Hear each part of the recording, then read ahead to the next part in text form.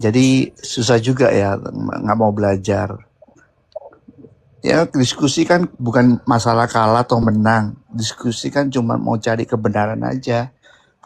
Jadi itu ada mental block kelihatannya, Ah, iya Reinhard. setuju. Block.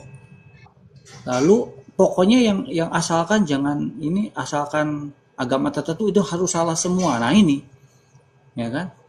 Yang mereka lihat dari kita itu pokoknya kalau Kristen itu harus ditentang. Nah ini. Padahal kita belajar ilmu yang netral sebetulnya. Tadi kan saya membawakan silabus tuh. Iya.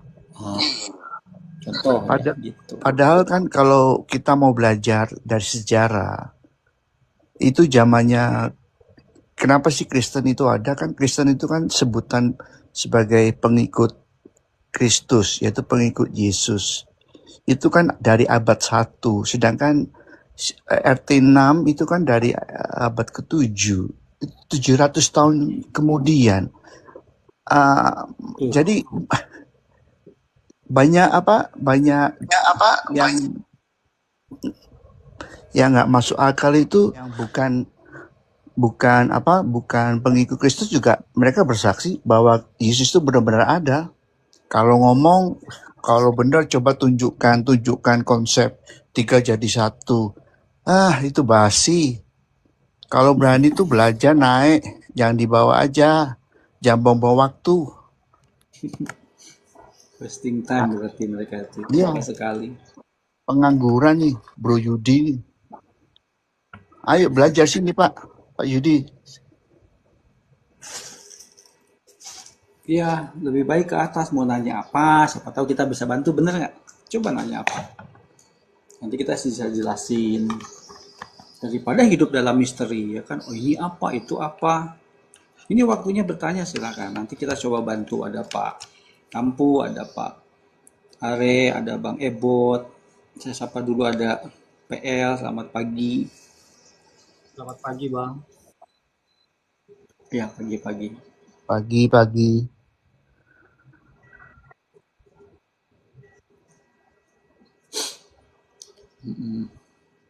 Boleh saya berbagi, Bang? Boleh silakan. Izin, Bang, saya. Izin teman-teman semua. Eh, Perkenalkan, saya Poli Lombu dari Pulau Nias, Sumatera Utara. Dan masih stay di Pulau Nias.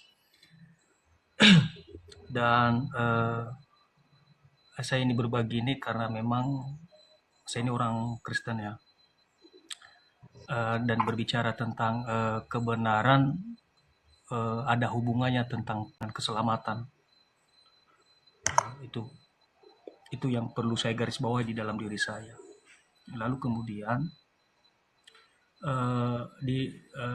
terkadang di dalam di dalam saya beribadah itu ya, saya sering menemukan di dalam ayat-ayat dan itu barangkali juga tidak nyambung. Ya apa yang yang dijelaskan oleh para pimpinan lah. Dan kemudian saya mencoba untuk apa yang ada di dalam pikiran saya ketika kalau kita di sini kan baru ada diskusi ketika ada PA ya, itu dilakukan di rumah-rumah jemaah gitu ya. Nanti diambil beberapa ayat lalu disampaikan. Nah, yang menjadi pertanyaan saya yang mungkin ini juga nanti menjadi juga koreksi juga teman-teman kepada saya. Sekaligus juga bagaimana juga melihat itu ya, diri tentang itu dan terhadap kita sendiri. Apakah kita sudah memang benar-benar adalah pengikut? Yang saya lihat ada ayat yang berkata Yesus Kristus berkata kepada Petrus, mari ikut, aku akan jadikan kamu penjala manusia. Kalau misalnya tadi ada ngajak, ayo mari kita belajar.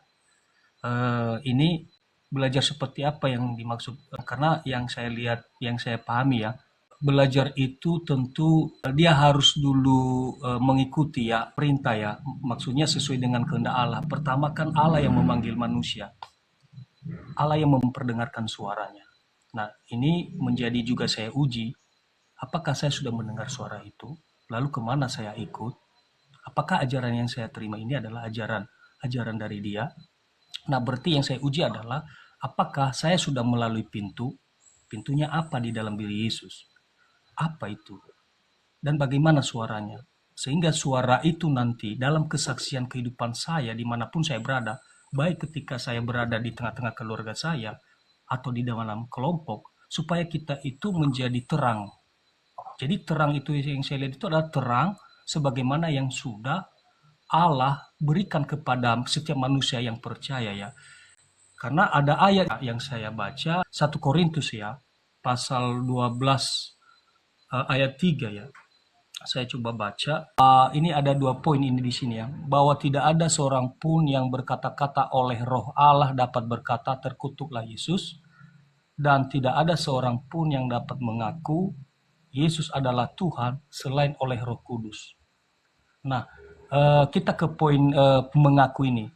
Berarti saya sebagai orang Kristen, saya mengaku bahwa Yesus adalah Tuhan. Pertanyaannya, apakah pengakuan saya itu Roh yang menyatakan itu di hati saya, atau jangan-jangan karena pengetahuan itu tadi? Ini menjadi pertanyaan dan mungkin menguji juga ini semua yang memang mengaku-ngaku. Karena kalau bukan Allah yang menganugerahkan Roh itu, menyatakan itu adalah kebenaran, maka kita hanya sekedar mengaku-ngaku saja. Dan saya juga bisa melihat di dalam Roma pasal 10 ayat 13 sampai 15, saya baca, sebab barang siapa yang berseru kepada nama Tuhan akan diselamatkan. Nah ini ya, diselamatkan. Tetapi bagaimana mereka dapat berseru kepadanya jika mereka tidak percaya kepada Dia? Bagaimana mereka dapat percaya kepada Dia jika mereka tidak mendengar tentang Dia?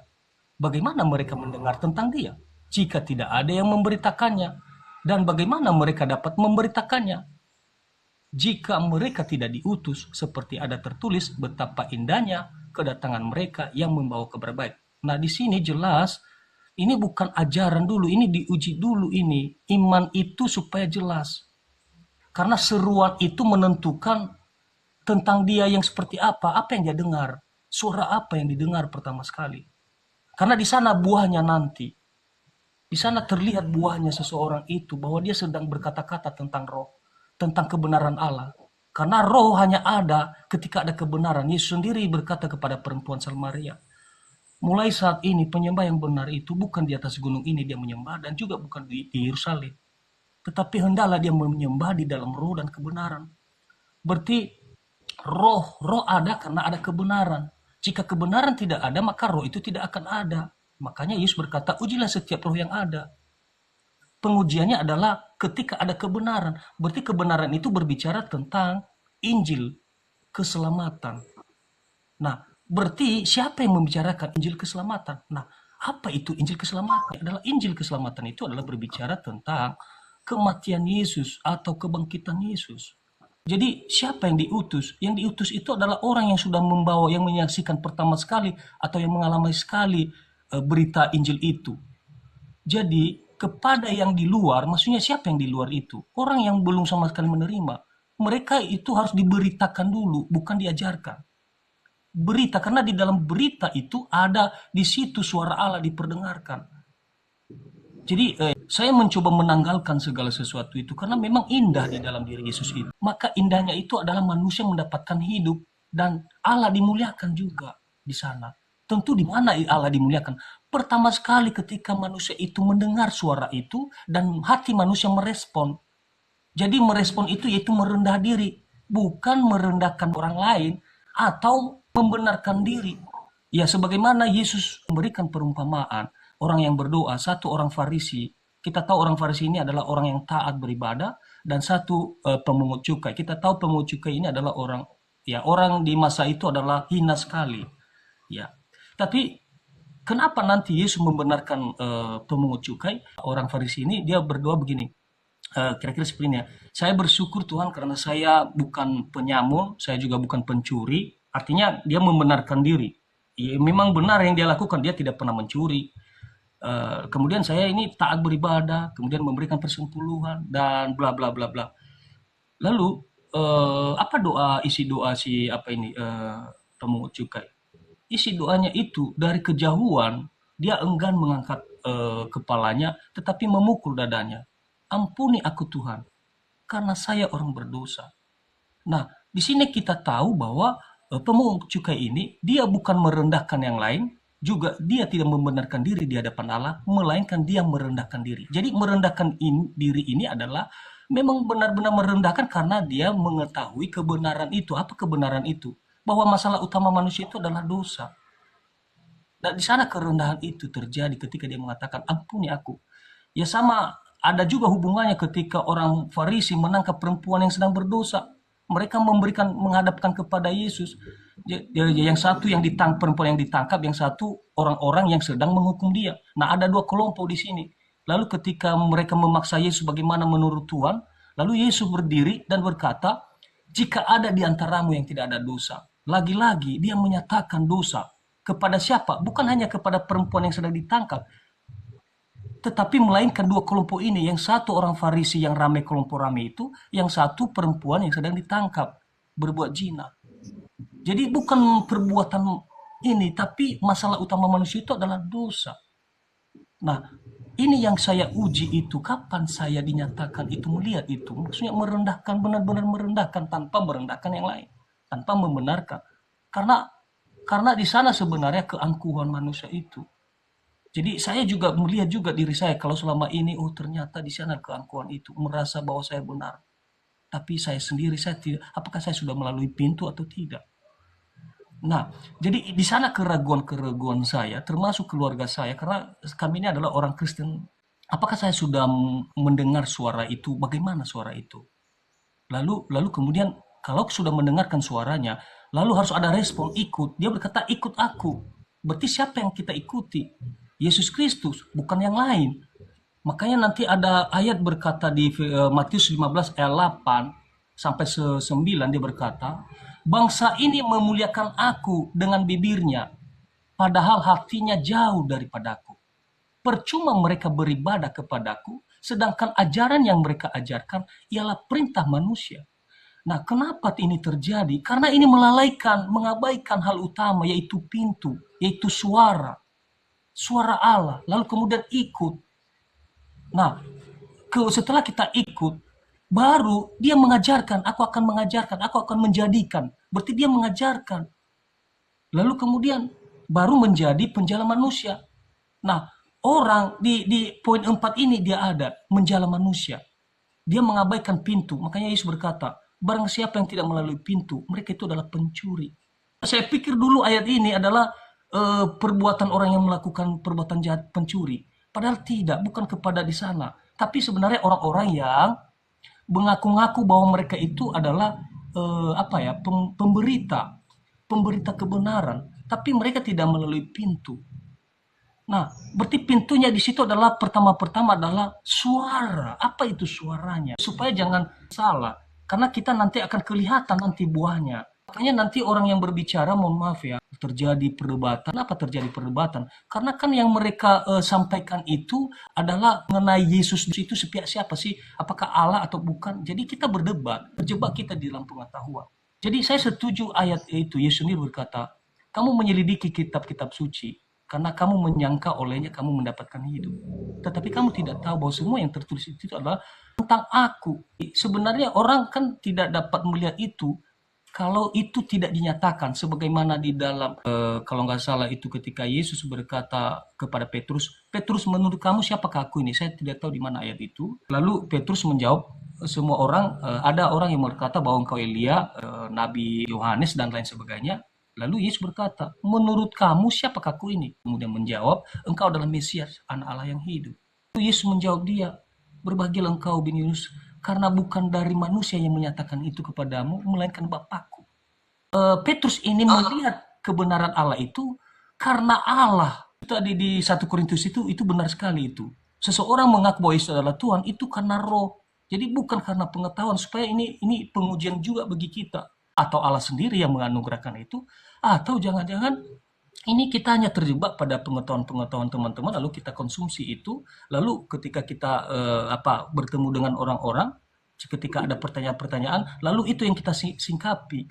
Harusnya bukan itu, tapi berita utamanya dulu supaya sampai ini, karena berhubungan tentang keselamatan kebenaran ini. Jadi apa kebenarannya?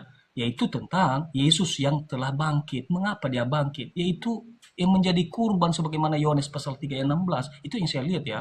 Tapi silakan nanti teman-teman koreksi itu. Saya siap untuk mendengarkan dan bukan berarti juga saya merendahkan, tidak. Tapi saya merendahkan diri melihat ini untuk menyampaikan itu, pengalaman itu di dalam diri saya.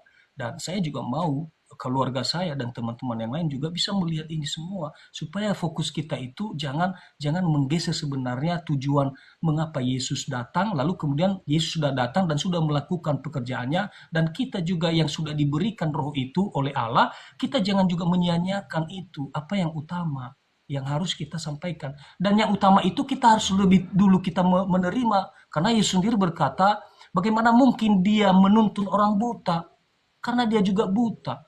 Jadi ya semoga memang kebutaan batin, maksudnya rohani ini dapat dibuka oleh roh. Nah, makanya saya berdoa supaya roh ini membuka rasa itu, karena kalau bukan roh yang membuka rasa ini, dan juga karena bukan, kalau tidak juga Allah menyatakan itu kepada kita, maka kita tidak akan melihat itu. Kita hanya terjebak dalam pengetahuan dan akhirnya kita saling membenci. Padahal firman itu datang karena dia adalah kasih. Dia ingin sebenarnya semua adalah menerima ini. Dia sebenarnya mencintai seluruh dunia ini. Tapi mengapa menjadi nanti brutal? Ya karena kita tidak bisa menjadi tulus seperti merpati dan cerdik seperti ular. Karena orang-orang yang membawa kabar baik ini adalah, katanya adalah, kamu akan kujadikan sebagai anak domba di tengah-tengah serigala. Bukan dijadikan kita sebagai singa. Bahkan ada yang satu room ya, ketika dia mengatakan shalom, saya menjawab dia salam, hanya salam aja ya. Apalagi kalau saya bilang Waalaikumsalam. Oh, wah, dia sudah curiga, ini domba sesat dan begini segala macam. Salam itu damai sejahtera yang ada padaku, demikian kamu juga punya damai itu. Jadi salam itu sebenarnya bukan hanya sekedar salam, tetapi mengabarkan kabar baik itu. Jadi saya tidak ada hak saya juga untuk menghakimi sesama, tidak. Jadi supaya saya menghindar dari penghakiman itu, saya hanya bersandar pada kebenaran itu. Saya hanya mencoba menunjukkan kebenaran itu. Supaya kita tidak terjebak pada pengetahuan atau terjebak kita hanya mengurus orang, lalu kemudian di sana sebenarnya kita sedang menghukum. Kalau kita memang benar anak domba, berarti mari prioritaskan kebenaran Allah itu, tampilkan melalui diri Anda. Karena dia berkata bukan lagi aku yang hidup, melainkan dia. Berarti dia itu menampilkan kebenaran itu di tengah-tengah itu. Supaya nanti roh menyatakan kepada setiap orang. Jadi dia yang membuka rasa itu. Jadi jangan juga menggeser beritanya itu. Makanya dia berkata, pergilah dan beritakan, kamu adalah saksi dari semua itu.